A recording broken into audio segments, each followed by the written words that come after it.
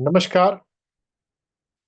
PMC Hindi health के lifestyle medicine के इस शो में आप सभी दर्शकों का मित्रों का स्वागत है। लाइफस्टाइल मेडिसिन एक उभरता फील्ड है, एविडेंस बेस्ड क्लिनिकल प्रैक्टिसेस जो रिगुलर साइंटिफिक मेथोडोलॉजी पे है और यहाँ पर लाइफस्टाइल पर अधिक फोकस है, जिसके माध्यम से हम अपने हेल्थ को बेहतर बना सकते हैं। और इस फील्ड में lifestyle works as a medicine. इसके 6 पिलर हैं, जिसमें हमने कुछ पिलर्स पे बात करी है: meaning and purpose of life, mental health, social health. और आज हम 6 एपिसोड न्यूट्रिशन पे बात करने जा रहे हैं। और इसके लिए आज हमारे साथ जुड़ी हैं डॉक्टर विनीता सिंह। नमस्ते डॉक्टर विनीता सिंह मैम, जो है डिप्लोमा होल्डर हैं लाइफस्टाइल मेडिसिन में from international board of lifestyle medicine. साथ ही साथ स्टैनफोर्ड से उन्होंने भी न्यूट्रिशन साइंस पे डिप्लोमा किया है और हार्वर्ड से कुलिनरी मेडिसिन का भी कोर्स उन्होंने किया हुआ है। कई इंटरनेशनल कॉन्फ्रेंसेज में भी वो प्रेजेंट कर चुकी हैं। और आज पीएमसी हिंदी हेल्थ पर न्यूट्रिशन सब्जेक्ट, जो कि वैसे तो काफ़ी वास्ट है, लेकिन फिर भी लाइफस्टाइल मेडिसिन बुक में जो टॉपिक आता है, मैं डॉक्टर विनीता के लिए एक चैलेंज था कि हम इतने समय, न्यूट्रिशन तो काफ़ी बड़ा चैप्टर हो जाता है, तो एक कॉमन लोगों के लिए जो बिल्कुल मेन गाइडलाइन है, जैसे कि gut brain axis, role of intermittent fasting and microbiome के बारे में, तो ये जो मेन मेन टॉपिक आते हैं उस पर हमें एजुकेट करें। Over to you doctor Vinita. Thank you so much doctor Ranjan. और आपका चैलेंज था कि 20 मिनट के अंदर खत्म हो जाना चाहिए। आई 20 मिनट नहीं, डोंट 30 मिनट्स। उसमें मैं कोशिश करूंगी करने की। और मैं ये होप करती हूँ कि आज का ये जो प्रेजेंटेशन है बहुत सारे लोगों को फायदा पहुंचाएगा, because nutrition is a very common topic and बहुत सारे इन्फ्लुएंसर्स का ये फेवरेट टॉपिक है, जिसकी वजह से इंफॉर्मेशन तो है लेकिन बहुत सारी मिस इन्फॉर्मेशन भी है। So I will try and address maximum जितना हो सकता है गिवन द टाइम और टाइम कॉन्स्ट्रेंट को देखते हुए। तो अभी शुरू करते हैं प्रेजेंटेशन आज का, विदाउट वेस्टिंग एनी टाइम।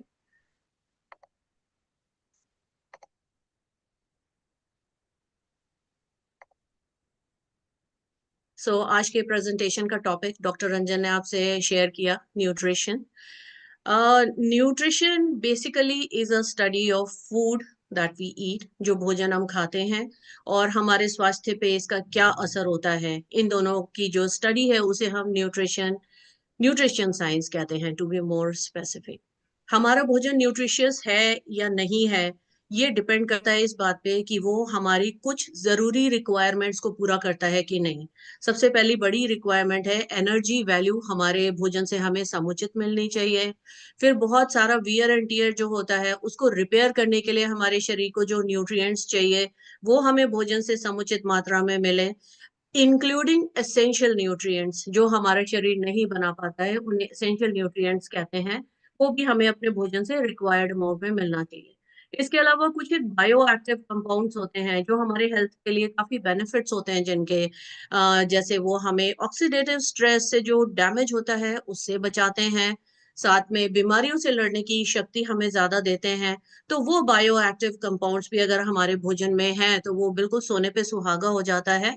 तो कंसिडरिंग ऑल दैट, इन सब बातों को ध्यान में रखते हुए अब हम देखते हैं कि आज के सेशन के दौरान कि न्यूट्रिशियस फूड के लिए आपको क्या क्या अटेम्प्ट करना चाहिए, क्या क्या पैटर्न्स होने चाहिए वगैरह। ये सेशन होगा सेक्शंस में।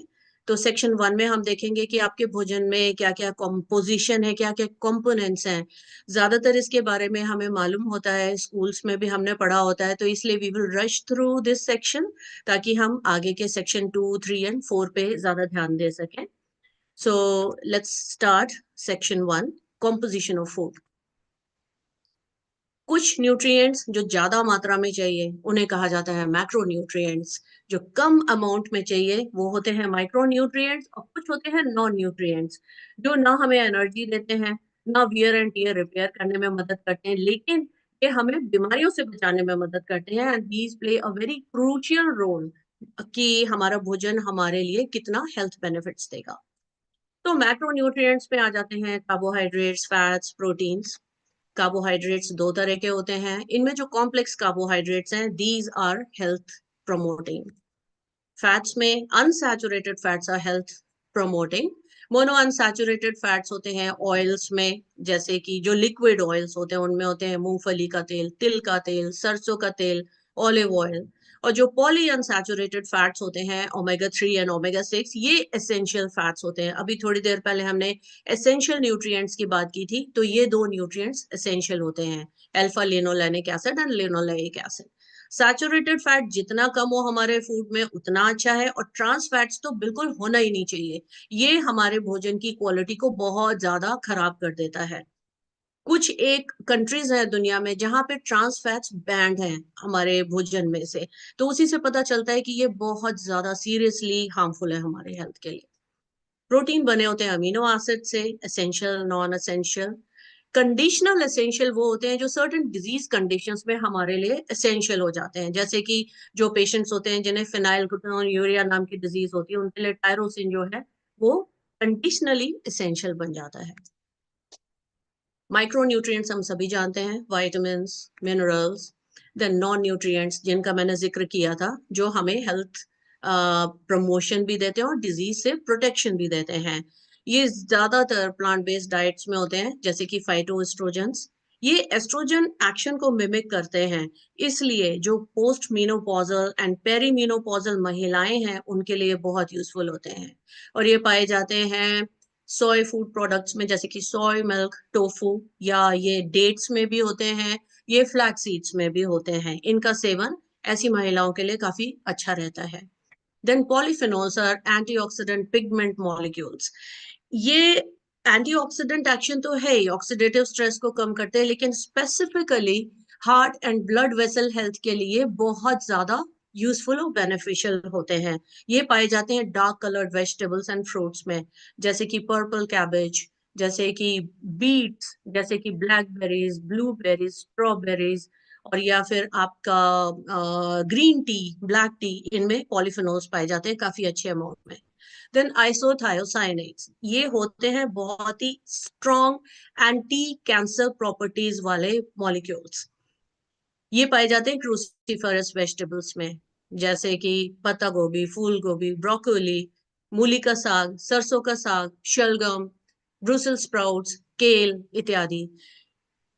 इनमें जो एलिमेंट्स होते हैं, जो ये इनका एंटीऑक्सीडेंट रोल तो होता ही है, साथ में ये क्या करते हैं, जो ट्यूमर सेल है उसकी ग्रोथ को इनहिबिट करते हैं, और जो हेल्दी बॉडी सेल्स है उनको स्पेयर करते हैं। तो इनका बहुत ही अच्छा रोल होता है, और उन लोगों के लिए बहुत ज्यादा यूजफुल है जिनके फैमिली में कैंसर की हिस्ट्री है, या जो कैंसर के पेशेंट्स हैं फिलहाल ट्रीटमेंट करवा रहे हैं, या जो कैंसर सर्वाइवर्स हैं।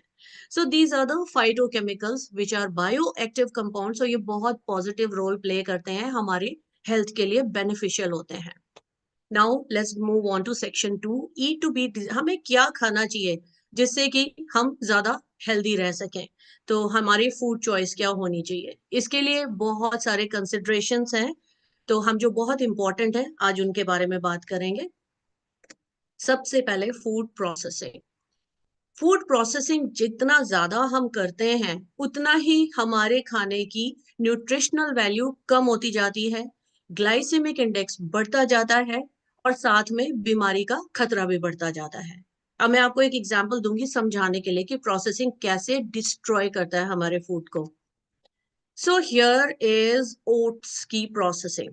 ओट्स यानी कि जई, हिंदी में से जई कहते हैं। हमें खेत से जब जई के दाने मिलते हैं तो हम इसको छोटा छोटा काटते हैं और दलिया जैसा बना लेते हैं, जिसे स्टील कट ओट्स कहते हैं। और यहाँ ग्लाइसेमिक इंडेक्स आप देखिए 42। फिर हम इन दानों को लेते हैं, इन्हें बॉईल करके पकाते हैं, रोलर में से रोल करते हैं इनको, और फिर फ्लैट करने के बाद में इन्हें टोस्ट करते हैं, तो हमें मिलता है रोल्ड ओट्स। इसमें हमने दाने में से कुछ भी नहीं निकाला, लेकिन फिर भी देखिए प्रोसेसिंग की वजह से इसका ग्लाइसेमिक इंडेक्स 42 से हो गया 57। अब हम क्या करते हैं, जो मार्केट में जो प्रोडक्ट्स हैं उनमें क्या किया जाता है, दाने के ऊपर का जो फाइबर का लेयर है उससे निकाल दिया जाता है।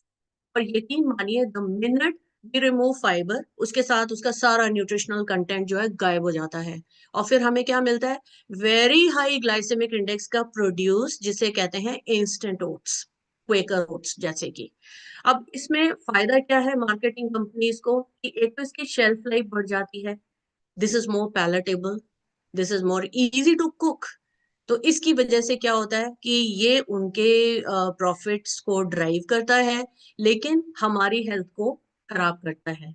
तो इसलिए रोल्ड ओट्स ठीक है, स्टील का टोट्स भी ठीक है, लेकिन instant oats is a very bad idea. और वो हमें किससे पता लग रहा है कि किस तरह से प्रोसेसिंग के साथ साथ इसका ग्लाइसेमिक इंडेक्स बढ़ रहा है और न्यूट्रिशनल वैल्यू खत्म हो रही है, जिसका मतलब ये है कि आपको प्रोसेसिंग से बचना है और मिनिमली प्रोसेस्ड फूड्स की तरफ जाना है।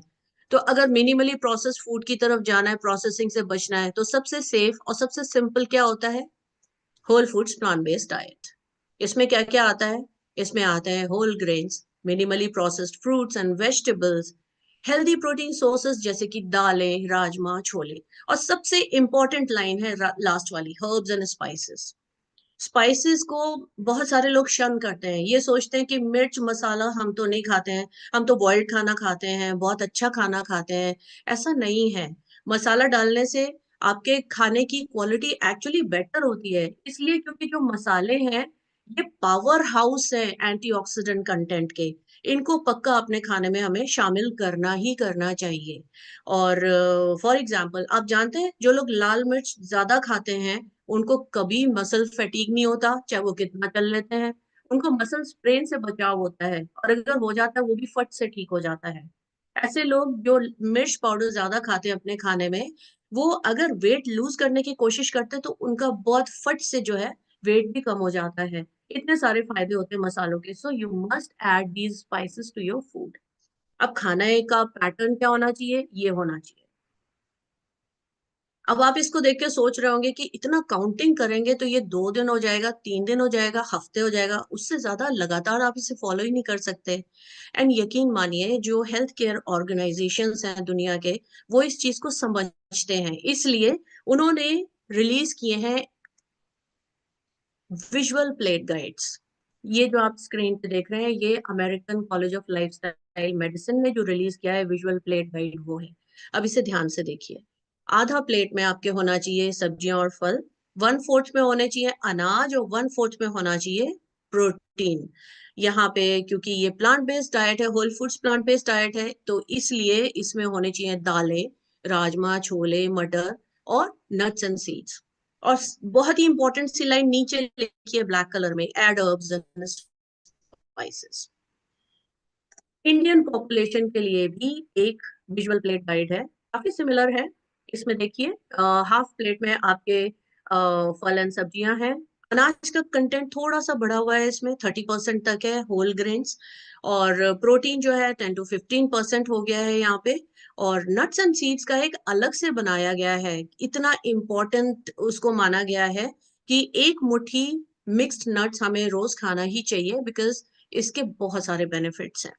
फिर इंडियन कुजीन में तड़के का बहुत इंपॉर्टेंस है, तो इसलिए उन्होंने ऑयल की भी जो क्वांटिटी है उसे निर्धारित किया है, 0 to 5% of your calories in a day can be from added oils, जो हम तड़के के लिए यूज करते हैं। तो अगर हम इसे ट्रांसलेट करते हैं तो ये बनता है अबाउट 2 से 4 teaspoon of oil in a day. Now ये तो हो गया गाइडलाइंस, अब इसको हम रियल टाइम किचन सेटिंग में कैसे ट्रांसलेट करेंगे। तो इसको हम करेंगे इस तरह से, ये मेरे किचन से थोड़े से पिक्चर्स हैं। इसमें आप देखिए हाफ प्लेट में वेजिटेबल्स हैं, फ्रूट्स अलग से हैं, और 1/4 प्लेट में हमारे वाइट कीनवा है, होल ग्रेन है ये, और 1/4 प्लेट में हमारे दाल, ये मिक्स दाल है। और इसी तरह से ये दूसरी प्लेट है, इसमें आप सोच रहे होंगे कि राइस की क्वांटिटी ज्यादा है। ऐसा नहीं है, ये ब्राउन राइस और स्टीम्ड वेजिटेबल्स को 1:1 के प्रोपोर्शन में बना है। और इस प्लेट की ये खास बात है कि ये 0 ऑयल प्लेट है, इसमें छोले बनाने में या पुलाव बनाने में दोनों में ही हमने ऑयल का यूज नहीं किया है, एडेड ऑयल नहीं डाला है। लाइकवाइज दिस प्लेट, इसमें आप देखिए फ्रूट भी है, राइप जैक फ्रूट। तो फूड प्रोसेसिंग से बचना है एंड हमें whole foods plant based dietary pattern की तरफ मूव करना है। मैक्रोन्यूट्रिएंट प्रोपोर्शन, हमारे भोजन में कितना कार्ब्स, फैट और प्रोटीन होना चाहिए, क्या प्रोटीन ज्यादा होना चाहिए जिससे कि वो ज्यादा हेल्दी है। ये सब जो आइडियाज हैं, ये बड़े रिडक्शनिस्ट थॉट्स हैं, और हमें इस तरह के न्यूट्रिशनल रिडक्शनिज्म से बचना चाहिए। अगर हम ये प्लान करते हैं कि हमें हाई फैट खाना खाना है, तो बहुत सारे फूड ग्रुप्स हैं जिनको हम अपने डाइट से एलिमिनेट करते हैं।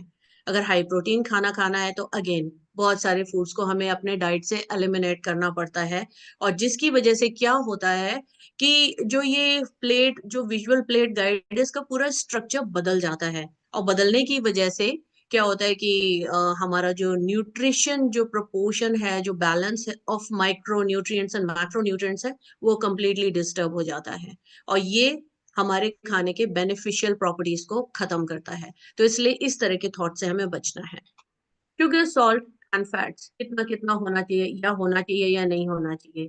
Sugar recommended dose 0 per day, और बाकी अगर आपको लेना ही है तो अपर लिमिट है इसकी 6 teaspoon for women and 9 teaspoon for main.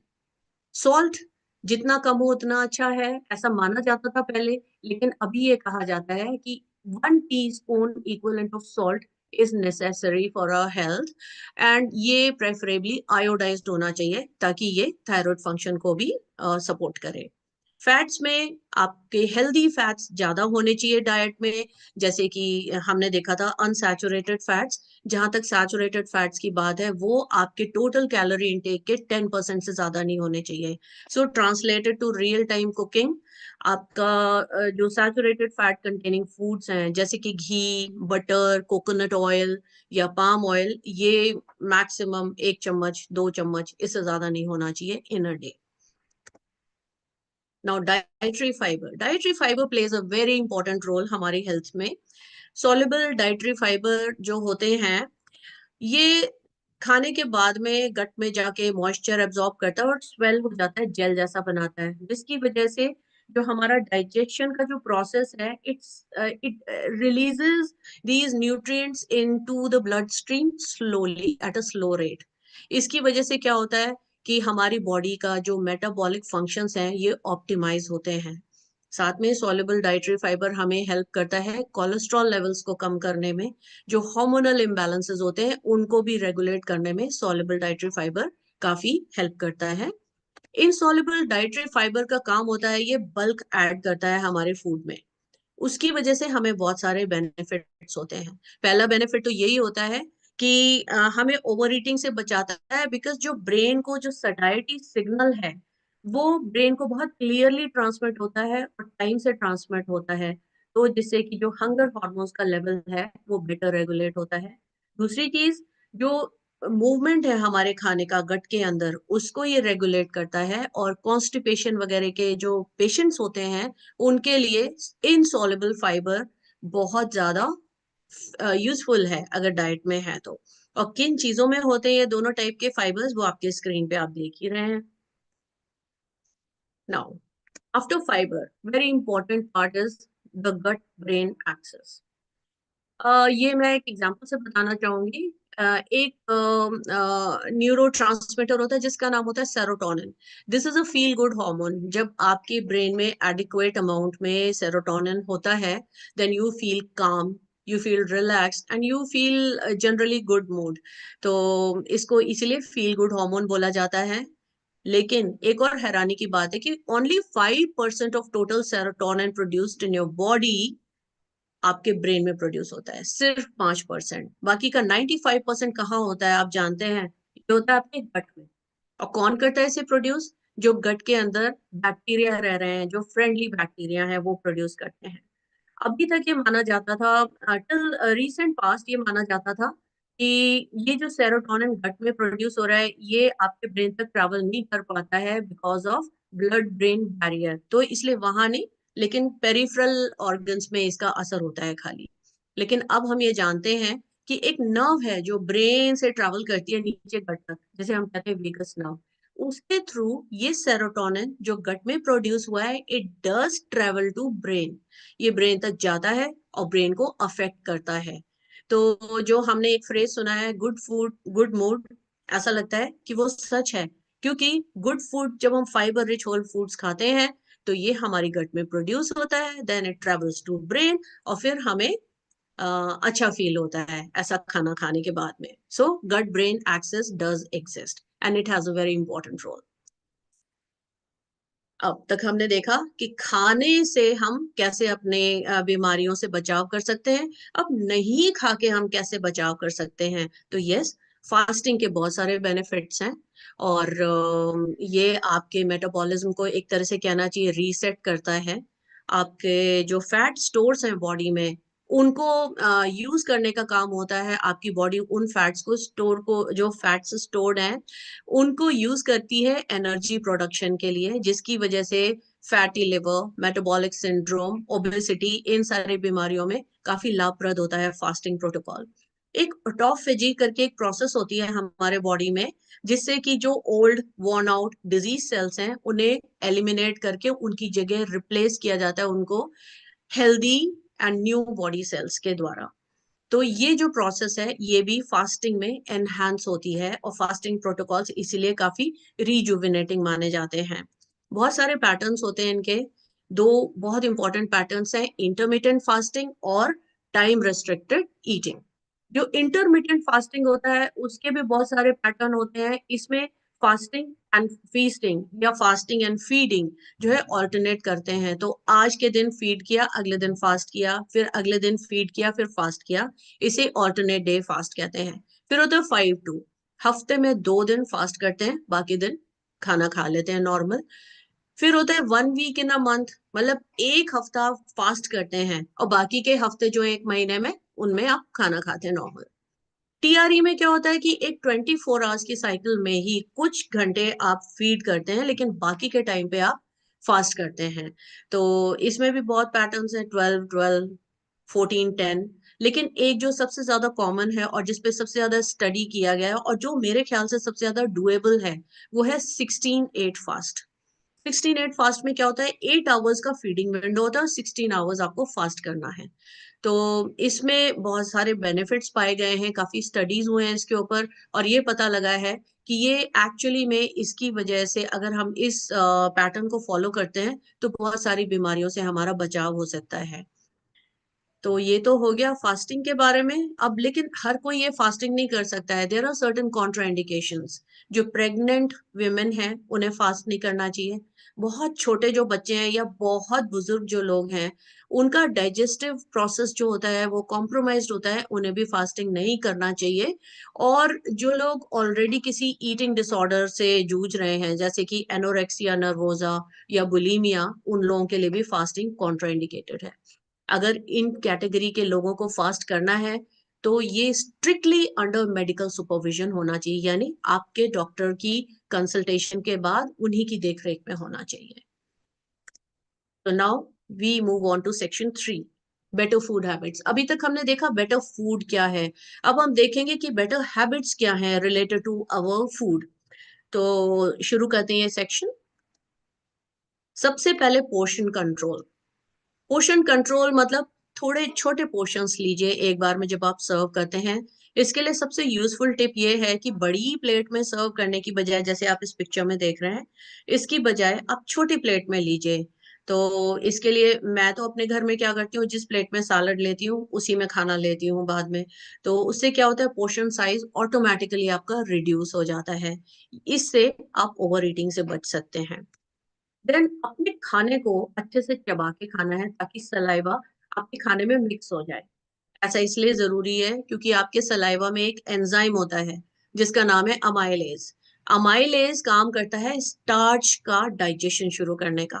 तो आपके मुंह में ही जो है स्टार्च का डाइजेशन का प्रोसेस शुरू हो जाता है. Starch we know is a complex carbohydrate, और इसके डाइजेशन में हमारे बॉडी को टाइम लगता है. तो मुंह में ही अगर हम अच्छे से चबा के खाते हैं तो बॉडी को फैसिलिटेशन मिलता है फॉर डाइजेस्टिंग स्टार्च. तो इसलिए च्यू करके खाना चाहिए अच्छे से.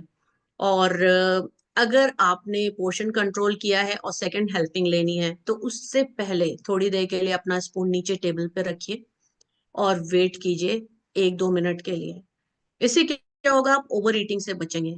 ऐसा इसलिए होता है क्योंकि जो आपका ब्रेन है उसे सैटिस्फाइड सिग्नल रीड करने के लिए थोड़ा टाइम चाहिए। अगर वो टाइम मिल जाता है तो ब्रेन जो है अच्छे से डिसाइड कर सकता है कि आपको अभी मतलब भूख है भी कि नहीं है, कहीं ऐसा तो नहीं कि ओवर ईटिंग हो रहा है। सो इसलिए थोड़ा वेट कीजिए सेकेंड हेल्पिंग लेने से पहले।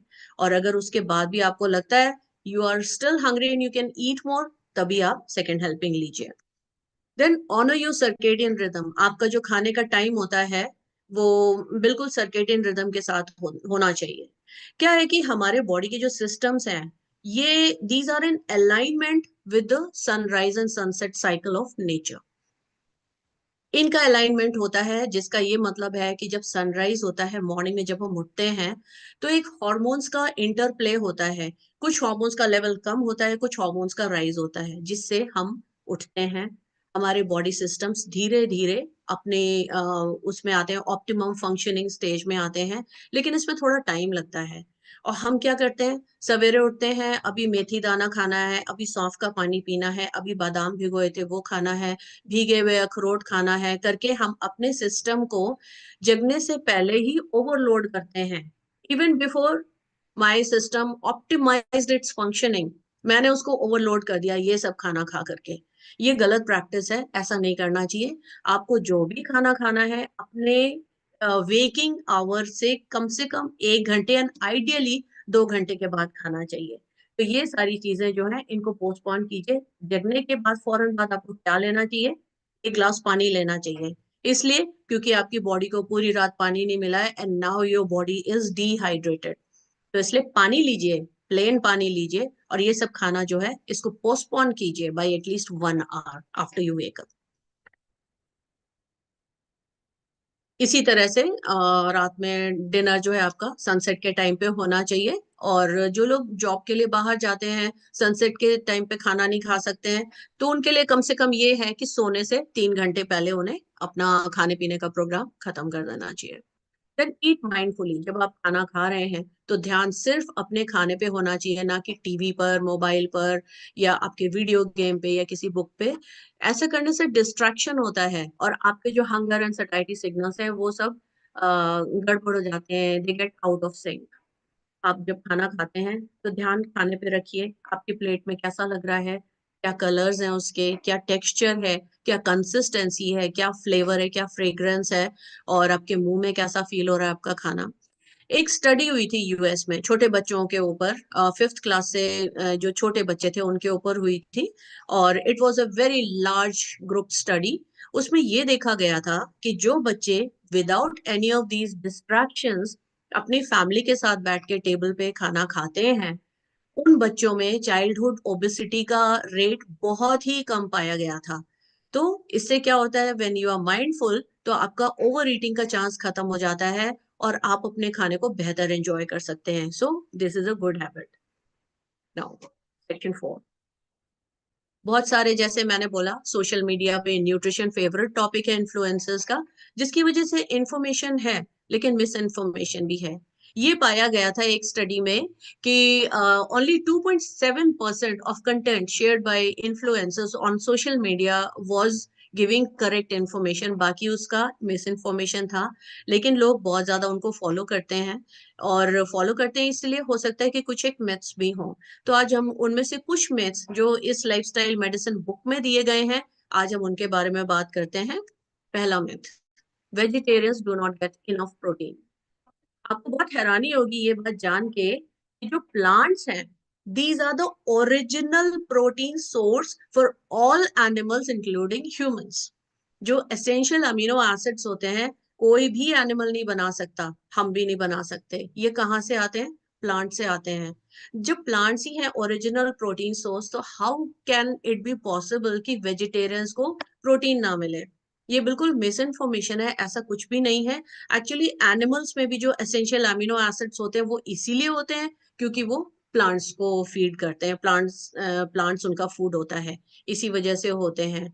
मछलियों में ओमेगा 3 फैटी एसिड इसलिए होते हैं क्योंकि वो मेरीन एल्गी पे फीड करती हैं। तो बेसिकली जितने भी एसेंशियल न्यूट्रिएंट्स हैं उनका सोर्स इज प्लांट्स।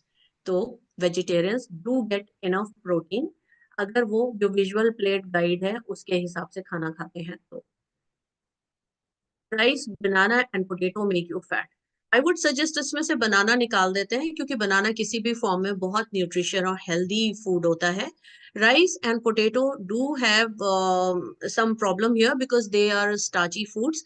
जो राइस है, अगर वाइट राइस है तो ये फैट गेन कॉज कर सकता है, because that is highly processed form of rice. लेकिन अगर ब्लैक राइस या ब्राउन राइस या रेड राइस है तो उससे fat, it it won't make you fat. जहां तक पोटेटोज की बात है, तो पोटेटोज को आप किस फॉर्म में खा रहे हैं उस पर डिपेंड करता है। अगर आपने पोटेटो बॉईल किया और उसमें नींबू का रस, टमाटर, धनिया, प्याज, हरी मिर्च डाल के चाट बना के खाया, तो यह आपको बहुत फायदा करेगा एक्चुअली। अगर आप आलू को साग के साथ में सब्जी बना के खाते हैं तो भी ये बहुत अच्छा है आपके लिए। ये बुरा तब है आपके लिए जब आप पैकेट में से पोटेटो चिप्स निकाल के खाते हैं, जो कि एक ultra processed, ultra refined food है। उसमें खाली पोटेटो का स्टार्च रह गया है, न्यूट्रिशनल कंटेंट सारा निकल गया है बिकॉज ऑफ अल्ट्रा प्रोसेसिंग। तो वो हालत में आपको ये जरूर फैट बनाएगा। बाकी इन तीनों में से कोई चीज आपको फैट नहीं बनाता, प्रोवाइडेड आपका जो इनसे इनका जो अमाउंट है वो कंट्रोल्ड हो और विजुअल प्लेट डाइट के हिसाब से आप खाएं इनको। नट्स कंटेन कोलेस्ट्रॉल, बिल्कुल गलत है। नट्स में कोलेस्ट्रॉल नहीं होता है। एक्चुअली जो एनिमल फूड्स होते हैं सिर्फ उनमें होता है cholesterol.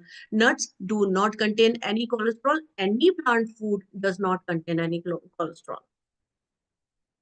Ragi makes your skin dark, मैंने बहुत खंगाला है, लेकिन ऐसी मुझे कोई स्टडी नहीं मिली है, साइंटिफिक स्टडी, जिसमें ये प्रूव हुआ था कि रागी आपको आपकी त्वचा का रंग काला कर देता है। So this is a myth. Fat free and sugar free foods are healthy. ये हम लोग जब कोई बीमारी से जूझ रहे होते हैं तो हमें ऐसा लगता है कि इसमें फैट नहीं है या इसमें शुगर नहीं है, तो ये बहुत अच्छा है हमारे लिए। ऐसा, अब हम मैं आपको लेबल्स दिखाती हूँ, उनको देख के हम डिसाइड करेंगे कि ये सही है या नहीं है। पहले ये फैट फ्री कुकीज हैं। इनमें आप देखिए फैट तो जीरो है, लेकिन उसकी जगह उन्होंने क्या ऐड किया है, कार्बोहाइड्रेट्स ऐड किए हैं। 29 ग्राम कुकी में 23 ग्राम कार्बोहाइड्रेट्स है, उनमें से सिर्फ 1 ग्राम फाइबर है, बाकी क्या है, शुगर्स है।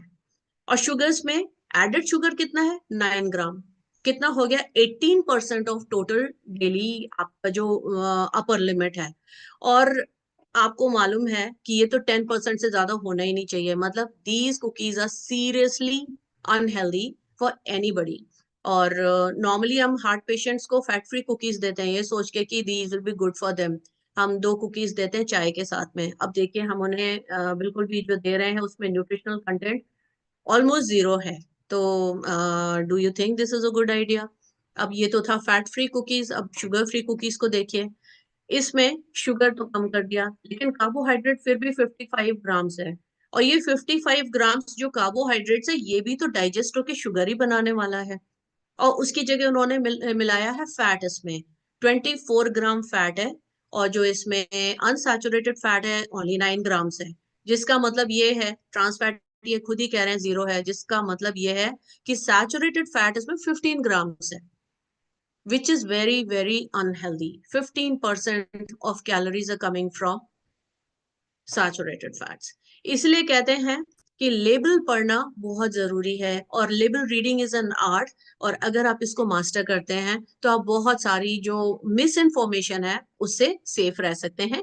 और आपके हेल्थ के लिए ये बहुत ही यूजफुल एक टैलेंट है, स्किल है। So are fat free and sugar free foods healthy? बिल्कुल नहीं, these are not healthy. Body builders must eat meat, ये भी एक मिथ है, ऐसा कुछ नहीं है। हम जानते हैं आर्नोल्ड श्वार्ट्जनेगर को, वो वीगन थे। वो बहुत एक्सलेंट बॉडी बिल्डर थे, और टर्मिनेटर सीरीज की जो मूवीज थी उसके बहुत ही हिट एक्शन हीरो थे। और वो वीगन है, अभी भी वीगन है वो। तो ये गलत धारणा है हमारे मन में। एक्चुअली आपको मसल बनाने के लिए, बॉडी बनाने के लिए क्या चाहिए? आपको चाहिए branch chain amino acids, leucine, isoleucine, valine. ये है ना छोले में, आप छोले खाइए मसल बनाने के लिए। और छोले के साथ में चावल कंबाइन कर लीजिए, और भी अच्छा है। आपको जो उसमें थोड़े से कम है मेथायोनिन, वो भी आपको चावल में से मिल जाएंगे। चावल शुड बी ब्लैक राइस और रेड राइस और ब्राउन राइस, दो अनप्रोसेस्ड, मिनिमली प्रोसेस्ड होना चाहिए। सो मसल बनाने के लिए वेजिटेरियन फूड्स जो हैं वो भी बहुत अच्छे ऑप्शंस हैं। और उसके लिए आपको मीट खाने की जरूरत नहीं है. With this, we come to the end of this session. I will like to end this session with this quote by Hippocrates. Let food be thy medicine and thy medicine be food. आप इस तरह से भोजन लीजिए कि वही आपकी medicine बन जाए. And thank you so much for having me here, Dr. Ranjan. My session is over. Now या we are open time, for question and answer, if any. Yes, time frame में आपने गागर में सागर भरा है। और Wow. मतलब कोई भी मीनिंगफुल पॉइंट छूटा तो नहीं है ना। बाकी सुनने वालों पे और पढ़ने वालों पे, क्योंकि पब्लिशर लाइफ स्टाइल मेडिसिन के पब्लिशर ने इसका पीडीएफ ओपन एक्सेस मूवमेंट के अंतर्गत फ्री प्रोवाइड किया है कि ज़्यादा से ज़्यादा लोगों तक ये कंटेंट पहुंचना चाहिए। एविडेंस बेस्ड साइंटिफिक बातें न्यूट्रिशन की ना। लेवल पढ़ना, लेवल पढ़ के तो हम न्यूट्रिशन नहीं के लिए नहीं है कॉन्शियस। ये बहुत पढ़ना बहुत ज़रूरी है दोस्तों।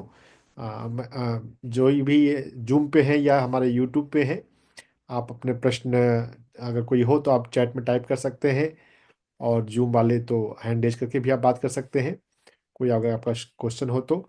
वैसे बहुत अच्छी बात आई है, सारी लगभग सारी बात यहाँ पे आ गई हैं। जब तक कोई क्वेश्चन नहीं आता है तब तक मैं क्वेश्चन पूछ लेता हूँ डॉक्टर विनीता। ये गट ब्रेन एक्सिस के बारे में तो काफ़ी काफ़ी ज़्यादा बातें हो रही हैं कि आपने बताया सेरोटोनिन, है ना, फूड गुड मूड। लेकिन थोड़ा सा और गट ब्रेन एक्सिस के बारे में आप बताना चाहेंगी? गट ब्रेन एक्सेस बेसिकली मतलब जो हमारे गट की जो कंडीशन है, it directly affects our brain function. ये तो बहुत पहले से ही मालूम था. मतलब अब ये सिस्टम एक्चुअली एग्जिस्ट कर ही रहा था, लेकिन आज साइंटिस्ट का इसकी तरफ ज्यादा ध्यान गया है. इससे पहले हमें लगता था कि बहुत सारा जो ब्लड ब्रेन बैरियर की वजह से transportation exchange of neurotransmitters is not possible. लेकिन अभी जो है of late scientists are beginning to agree कि gut brain axis does exist. And हमारा जो गट का जो कंडीशन है, जो हेल्थ है, ये मैटर करता है हमारी ब्रेन हेल्थ के लिए. और जो गट पे जो माइक्रोब्स हैं लार्जली, उनका इसमें काफी बड़ा रोल है. बहुत सारे जब हमारे जो माइक्रोब्स है, जो फ्रेंडली फ्लोरा है, जब वो फीड करते हैं fibre rich whole plant foods पे, तो उसकी वजह से बहुत सारे ऐसे केमिकल्स प्रोड्यूस होते हैं which have a direct effect on our brain health also. And ऐसा बोला गया है कि जो गट हेल्थ है, this also affects our risk of Alzheimer और dementia, neuro degenerative diseases also. It is very important to maintain a good gut health for this reason. Yes.